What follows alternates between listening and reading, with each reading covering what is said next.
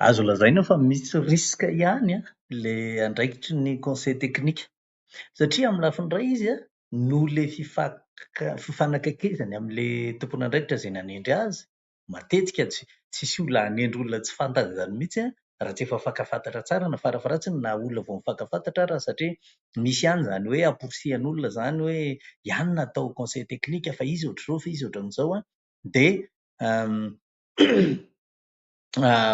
tendreny le olona fa na izany hoe fa mifampiresaka ihany zareo ary mipetraka ao anatin'le olona mpanendry zany le fatokisana ny olona io. De vokatr'izay raha vao miteny le conseil technique de ohatran'ny tonga de avy hatrany de misy fiantraikany avy hatrany de misy akony zany any amin'le olona mpanendry le izy. Na izany na tsy izany ary nefany tsy manana ny fahefana andehana tanteraka araka voalazako tsika teo ny conseil technique. De zay le tena manahirana zany ao amin'ny asan'io.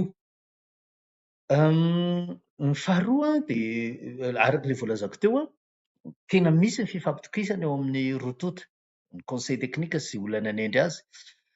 De indraindray lasa misy mifampiankinan-doha ary zay tena manahirana satria rehefa ohatra ka tsy afaka mandray fanapahan-kevitra rery intsony le olona mpandray fanapahan-kevitra hoe voafatotry le conseil technique de lasa miankin-doha izy.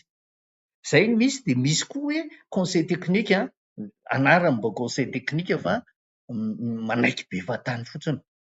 Oui fotsiny zay ataon'le mpanapa-kevitra ohatra ekeny. Misy koa mantsy zany hoe mifanendrena fa fanendrena tsy tena hoe tsy mpanolontsaina teknika no ilainy fa ohatran'ny miala tsiny raha miteny hoe ohatran'ny olona mpanaradia fa hoe satria misy motivation le izy de omeny motiveny le olona mpanaradia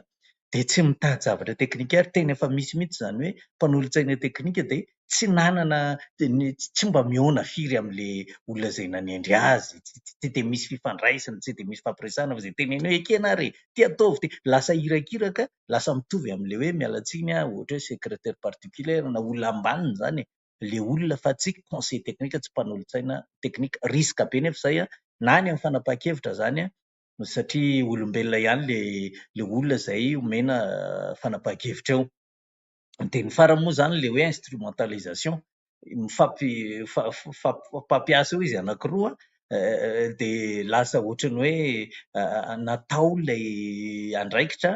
mba ahafahana zany mahazo zavatra hafa fa tsy le hoe manolontsaina teknika zava-doza zay ho an'ny firenena.